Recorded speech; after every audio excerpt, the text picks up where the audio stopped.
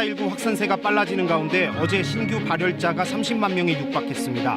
우리 정부는 이르면 다음 주 초 북한의 코로나 방역 지원을 공식 제의할 방침입니다.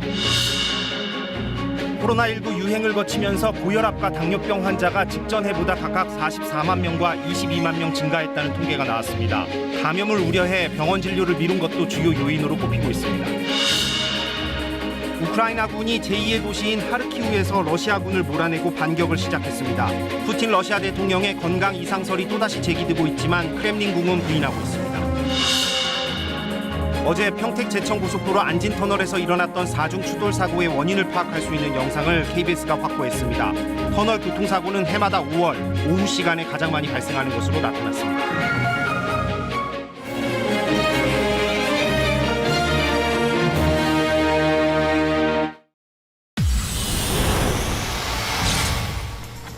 가파른 코로나 확산세를 보이는 북한이 신규 발열 환자는 30만 명에 육박하고 사망자가 15명이라고 밝혔습니다. 우리 정부는 이르면 내일 북한의 방역 지원 실무 접촉을 제안할 방침입니다. 오는 21일 열리는 한미 정상회담에서 북한의 도발에 대한 대응 전략과 경제 안보, 국제 현안 등이 집중 논의될 예정입니다. 6일 지방선거가 17일 앞으로 다가왔습니다. 서울시장 선거전에선 민주당 송영길 후보가 다주택자 종부세 과세 기준 상향을, 국민의힘 오세훈 후보는 소상공인 지원 방안과 지역경제 활성화 대책 공약을 내놨습니다. 북한에 납치됐다 돌아와 간첩 누명을 썼던 납북 어부들에 대한 당시 경찰 수사 기록을 SBS가 입수했습니다. 불법 부금과 가혹 행위로 허위 자백을 받아내려 한 정황 자세히 전해드립니다.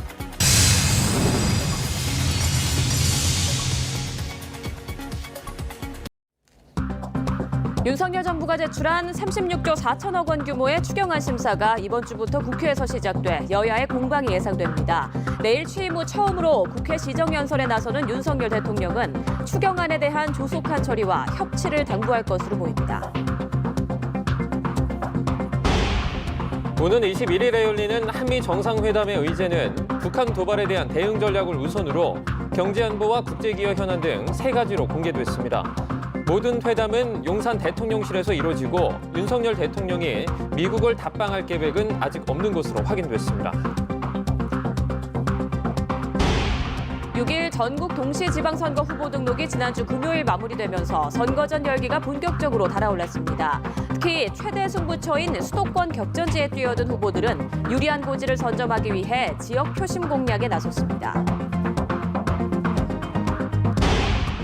북한이 코로나19 비상 방역에 나선 가운데 신규 발열 환자가 30만 명에 육박하고 누적 사망자는 40명을 넘은 것으로 나타났습니다. 우리 정부가 이번 주 북한의 코로나19 방역과 환자 치료 지원을 공식 제안할 예정이어서 북측의 반응이 주목됩니다.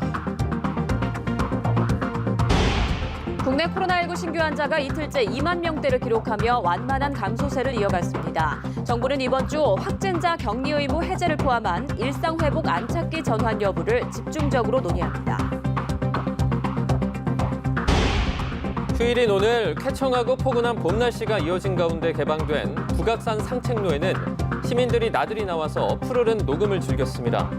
스승의 날이자 세종대왕의 탄생일을 맞아 도심 곳곳에서는 조선시대 과거시험 재현 등 다채로운 기념 행사가 열렸습니다.